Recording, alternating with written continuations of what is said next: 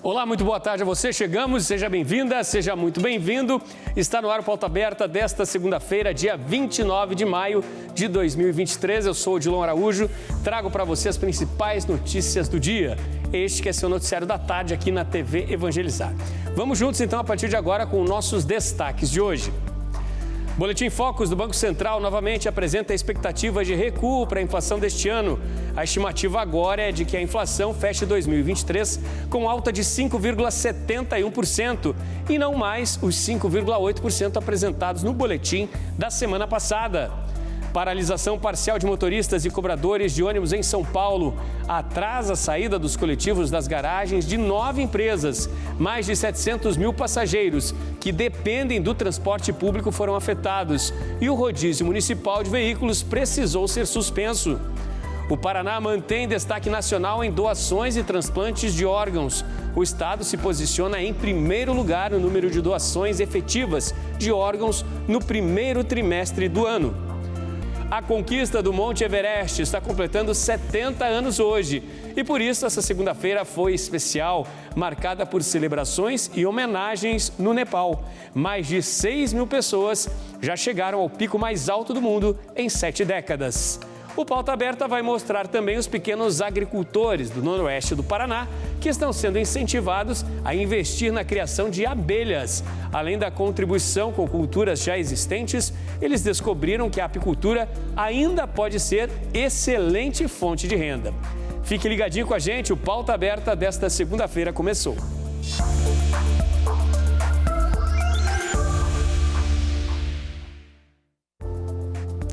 O nosso assunto para abrir o jornal mais uma vez, gente, é a economia. Isso porque o mercado novamente apresentou expectativas de recuo da inflação em 2023. De acordo com o último boletim Focus, divulgado nesta segunda-feira pelo Banco Central, agora o esperado, de acordo com os especialistas, é de que a inflação feche 2023 com alta de 5,71%. A alta esperada agora para o fim do ano, de acordo com o mais recente boletim Focus, é de 5,71% para a inflação em 2023, não mais os 5,8% apresentados no boletim da semana passada. Apesar dessa redução de avanço nas expectativas dos economistas consultados pelo Banco Central, o cenário neste momento não muda quanto às estimativas de cortes na taxa básica de juros, por exemplo. A revisão no boletim de hoje é reflexo dos números mais recentes do IPCA 15, que é a prévia da inflação oficial do país e que ficou abaixo do que era esperado em 0,51% na semana passada, com o acumulado dos últimos 12 meses fechando em 4,07%, no menor índice para o IPCA 15 dos últimos 2 anos e meio. Vale destacar que para este ano de 2023, o centro da meta para a inflação no país indica a expectativa de um avanço em 3,25%, com margem de tolerância indicada em 1,5 ponto percentual. Ou seja, mesmo com expectativas agora de inflação subindo menos, ainda não há sinais para o momento atual de que o Brasil fique dentro do que é considerado a meta ideal de inflação.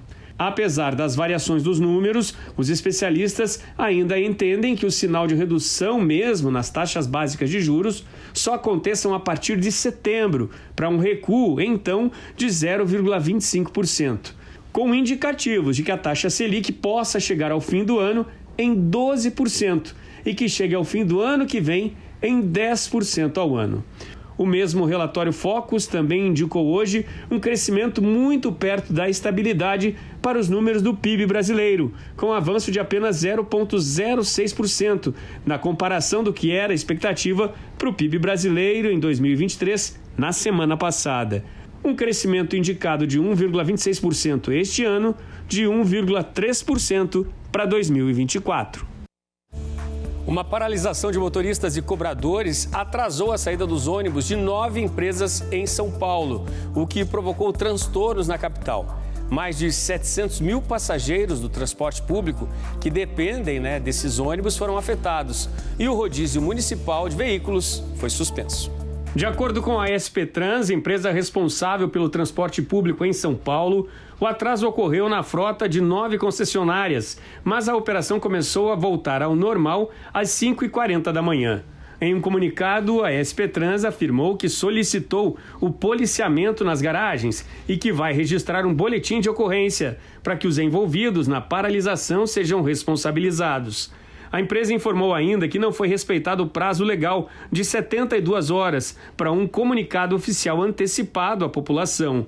O Sindicato dos Motoristas e Cobradores afirmou que a paralisação foi decidida em assembleia com os trabalhadores. Eles querem nova proposta patronal, com valorização das cláusulas econômicas, como a volta dos 30 minutos de refeição remunerados. O Maio Amarelo está chegando ao fim, mas a conscientização por mais segurança no trânsito é necessária o ano todo. Em Cascavel, na região oeste do Paraná, acidentes com jovens e até pessoas não habilitadas têm aumentado. São características que chamam a atenção dos órgãos de segurança e também da população. Bastou uma pesquisa rápida sobre trânsito. A gente liga a televisão, é só acidente, né? O pessoal tinha que ter uma educação no trânsito aí melhor. O pessoal não tá nem aí com o pedestre, não tá nem aí com o parceiro, não tá nem aí com nada. O comportamento inadequado por parte dos motoristas tem chamado cada vez mais atenção dos órgãos de trânsito, principalmente dos mais jovens. Levantamento do sistema Bateu mostra que só no ano passado, em Cascavel, na região oeste do Paraná, foram registrados 773 acidentes em que pessoas entre 18 e 29 anos estavam envolvidos. 5 morreram. O que nós percebemos nas nossas ações é que é um público que acaba se arriscando mais, mas é um público que também nos ouve essas ações, né? Tem um impacto positivo. Entre os meses de janeiro a maio de 2023, foram registrados 7 óbitos por acidentes de trânsito aqui na cidade de Cascavel. Desse total, 6 eram condutores e 4 deles não tinham carteira de habilitação. Por isso, um trabalho de conscientização e mobilização à preservação da vida no trânsito tem sido feito com frequência para diminuir os índices. O impacto ele vai muito além. Primeiro, ele atinge todo o sistema de saúde, segurança pública, mas principalmente a família, os amigos, aqueles que estão em torno. E muitas vezes essas sequelas psicológicas, elas são permanentes. Muitas vezes é um filho muito jovem, é um esposo que é o provedor da família. Então, nos preocupa porque é todo um contexto, é toda uma cadeia que é atingida por algo que pode ser evitado. Para a população, falta mais conscientização para quem dirige. A gente tem que cuidar da gente que está dirigindo, da direita, da esquerda, atrás, né? Porque o risco corre para quem está dirigindo a todo momento, né? Por mais que respeite, né? Sempre é bom ter uma conscientização melhor, né? E que o pessoal tem que cuidar mais com o semelhante, né? Cuidar com o pessoal, né? Com o parceiro, companheiro, né? É isso aí, o recado dos motoristas está dado.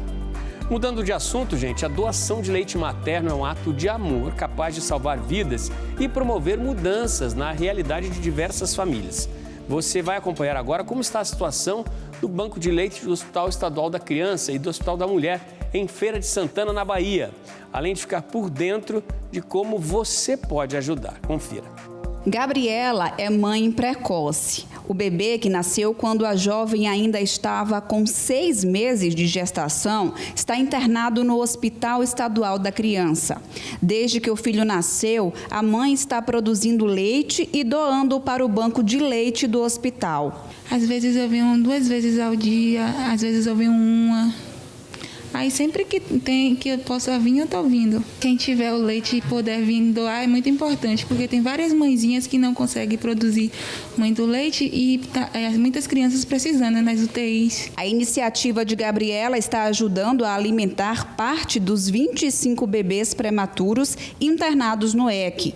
Mas é preciso muito mais para dar conta de toda a demanda. A gente está com 80 litros hoje de leite materno. O nosso estoque, para a gente estar com confortável para atender os prematuros aqui é no mínimo de 100 litros. Então, nesse mês, que é o mês mundial de doação de leite materno, a gente está fazendo essa campanha de incentivo à doação de leite materno, porque estamos precisando bastante de doação.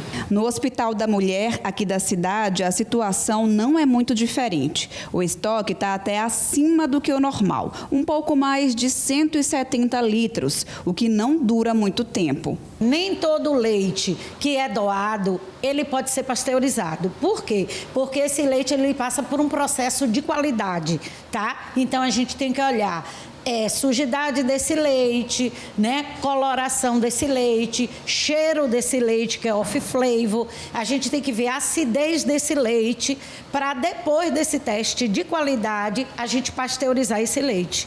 Esse leite, depois de pasteurizado, ele pode ser oferecido aos bebês, ele pode ficar até 6 meses na unidade. Mas como a nossa demanda é grande, eu não fico com esse leite nem 2 meses. As duas instituições contam com serviço de coleta em caso de doações. Aqui em Feira de Santana a gente tem um serviço da Rota que vai até a casa dela, ou caso ela queira, ela pode vir até o banco de leite fazer essa doação. Então ela tem essas duas opções. Basta ela ligar para a gente através do telefone 3602-7156, que nós trabalhamos com a parceria com o Corpo de Bombeiros. Então nós temos 2 bombeiras treinadas que vão na residência dessa mãe, orienta essa mãe como é que ela vai retirar esse leite, como é que ela vai guardar esse leite no congelador, dá o kit que nós damos a touca, a máscara e o frasco estéril, que é frasco de vidro com tampa plástica, e a depender do bairro que a mãe more, uma vez na semana,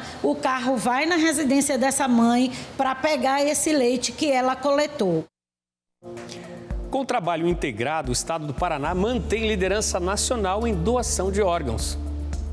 A marca obtida foi de 42,8 doações por milhão de habitantes, seguida por Santa Catarina, Ceará e Distrito Federal. A taxa de doações no Brasil ficou em 17,5 por milhão de habitantes. E ainda, segundo o relatório, apenas o Paraná e Santa Catarina atingiram mais do que 40 doadores no período. Nesses 3 primeiros meses, foram efetivadas 124 doações por milhão de habitantes. Dados do boletim mostram ainda que no Paraná, a taxa de recusa familiar para efetivação da doação de órgãos é a menor do Brasil, com 30%. A média nacional é de 45%. A autorização da família é um passo crucial para efetivar a doação, pois mesmo com a intenção de doação do indivíduo, cabe à família a decisão final sobre o processo de transplante. As doações arrecadadas no especial Compromisso de Amor, comandado pelo padre Reginaldo Manzotti, estão sendo entregues em todo o Brasil. No total, 88 toneladas de alimentos foram arrecadadas. Em Ibitirama, cidade que fica no sul do Espírito Santo, foram entregues 5 toneladas e 500 quilos para a comunidade de Santa Bárbara. As doações arrecadadas durante o especial Compromisso de Amor, comandado pelo padre Reginaldo Manzotti, estão sendo entregues para famílias em situação de vulnerabilidade social. Neste ano, foram arrecadados 88 toneladas de alimentos. Ao todo, 17 instituições espalhadas por 12 estados brasileiros estão recebendo os mantimentos e distribuindo para quem mais precisa. Ibitirama é uma cidade ao sul do Espírito Santo. Está a 225 quilômetros da capital Vitória. A doação de 5 toneladas e 500 quilos de alimentos foi feita à comunidade Santa Bárbara, sendo distribuídas às famílias e instituições de apoio social que atendem 25 comunidades que abrangem a paróquia Sagrado Coração de Jesus, formada pelos municípios de Divino de São Lourenço e Ibitirama. As instituições que receberam as doações foram Centro Assistencial Maria Giovanina Galotti, Lar dos Velhinhos de Caparaó, Sociedade Brasileira de Cultura Popular, Centro de Apoio Social Aliança, Casa de Passagem para Menores em Situação de Risco Social, Associação Beneficente Casa do Caminho, Casa de Acolhida que apoia a Santa Casa de Misericórdia de Guaçuí, Associação Pestalozzi de Divino de São Lourenço, Centro de Atendimento Educacional Especializado Menino Jesus, Instituição de Ensino para Portadores de Deficiências, Centro de Atendimento Educacional Especializado Rafael Tarsis de Oliveira Amigo, APAI de Ibitirama, Instituição de Ensino para Portadores de Deficiências.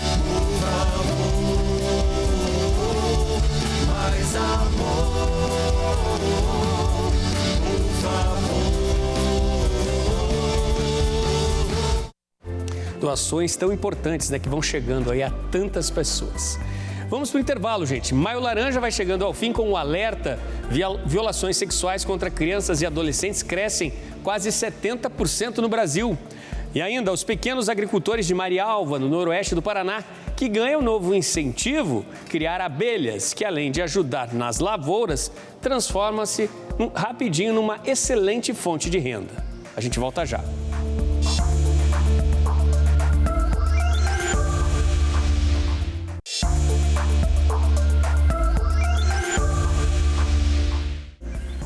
O Pauta Aberta está de volta para este segundo bloco. A você que está sempre ligadinho com a gente aqui na TV Evangelizar, muito obrigado pelo carinho da sua companhia. Vamos de notícias internacionais agora. Começou hoje em Paris e segue ao longo de toda a semana um importante ciclo de debates entre representantes de mais de 170 países, que têm em comum o mesmo desafio: reduzir a poluição com plástico ao redor do planeta. Representantes de 175 países se reúnem a partir desta segunda-feira em Paris para um ciclo de 5 dias de debates para definir um acordo que leve a um tratado para acabar com a poluição dos plásticos.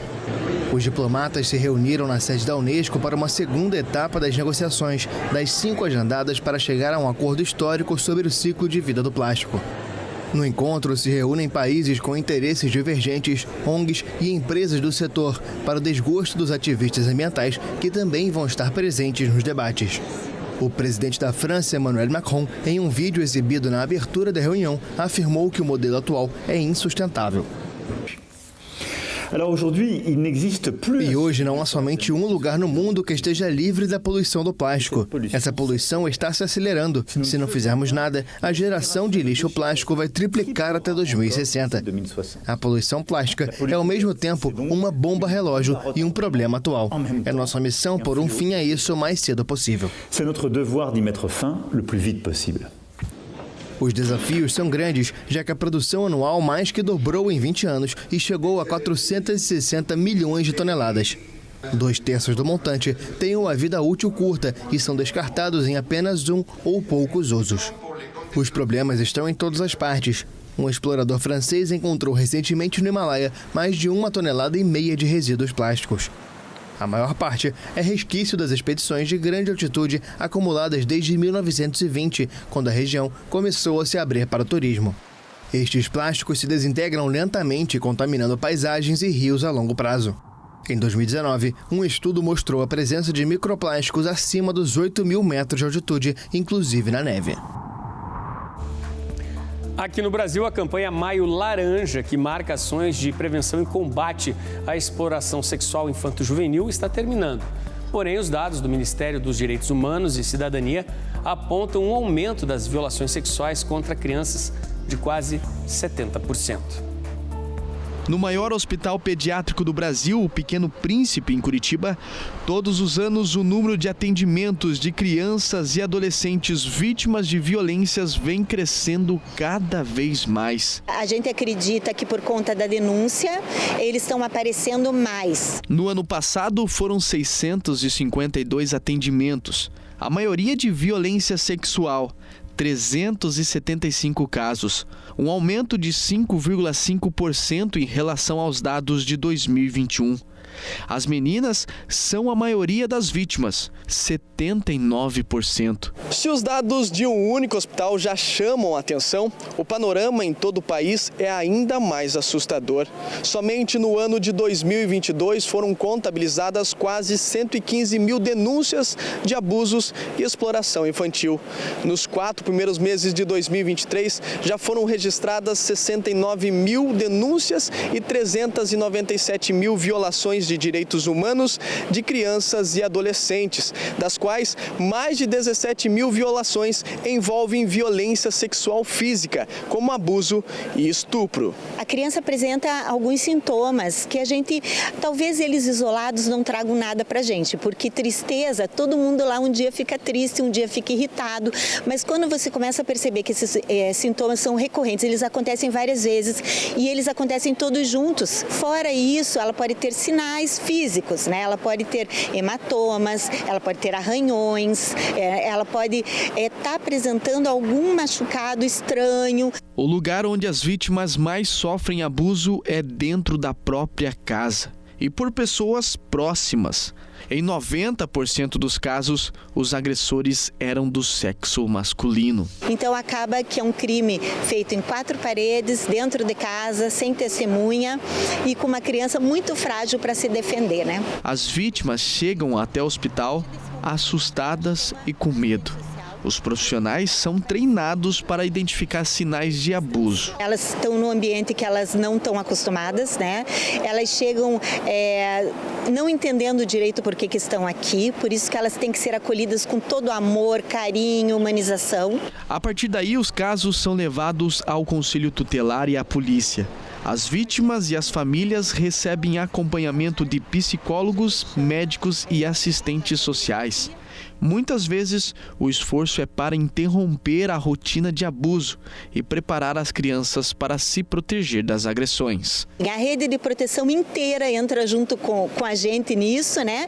Para que essa criança saia daqui protegida e que os casos não venham a recorrer. As denúncias de qualquer abuso sexual ou outro crime contra os direitos humanos podem ser feitas de forma anônima e gratuita pelo Disque 100 e é a principal forma de combater a exploração e maus tratos contra crianças e adolescentes.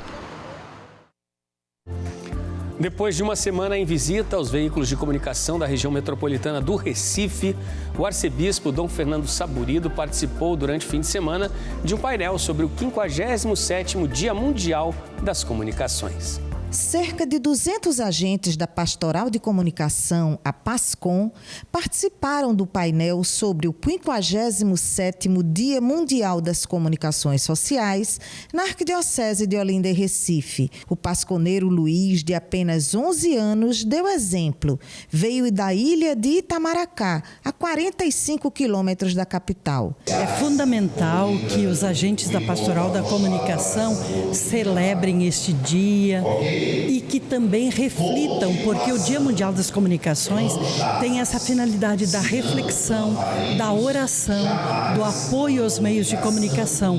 A solenidade da Ascensão do Senhor marcou o Dia Mundial das Comunicações Sociais.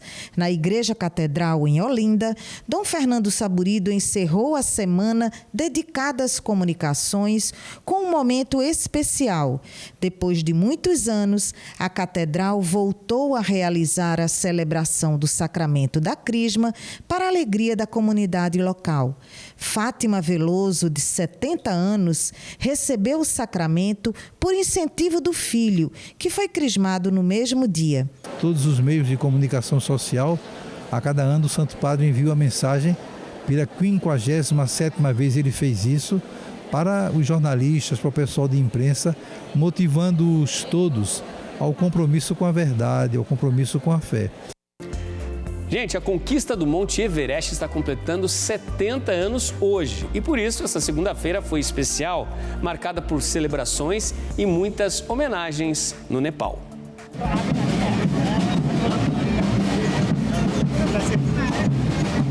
Os filhos do neozelandês Edmund Hillary e do nepalês Tenzin Norgay Sherpa, os primeiros alpinistas a alcançarem o cume do Everest, presidiram nesta segunda-feira no Nepal a celebração do aniversário de 70 anos da conquista da histórica montanha mais alta do mundo. A chegada ao teto do mundo, que culmina aos 8.849 metros de altitude em 29 de maio de 1953, mudou o montanhismo para sempre e cobriu de glória em todo o mundo os dois alpinistas que conseguiram o feito.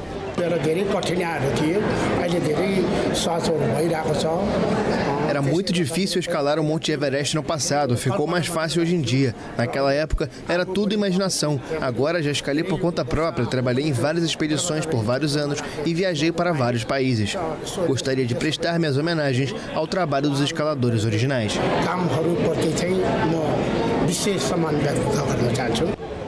Membros das famílias dos desbravadores do Everest se juntaram a moradores e autoridades locais nesta manhã para inaugurar o escritório de turismo Sir Edmund Hillary, instalado no mesmo prédio da escola inaugurada em 1961. Em Katmandu, autoridades e centenas de montanhistas participaram de uma manifestação com faixas comemorativas. Nas últimas 7 décadas, mais de 6 mil pessoas escalaram o pico mais alto do mundo. Mais de 300 alpinistas morreram no mesmo período, entre eles 12 em 2023. Muitas celebrações pelo Nepal. Bom, aqui ao Paraná, voltando aqui ao Paraná, em Marialva, no noroeste do estado, os pequenos agricultores começaram com a criação de abelhas. Além desses insetos contribuírem já com as produções que já existem, com as lavouras já existentes, a apicultura ainda torna-se excelente fonte de renda. Um ano atrás, Matheus não imaginava se tornar um apicultor. A criação de abelhas começou com apenas 2 caixas da espécie Europa ao lado de casa. Hoje já são 15, mas agora elas estão no local e condições adequadas, no fundo da propriedade familiar, no município de Marialva, região noroeste do Paraná.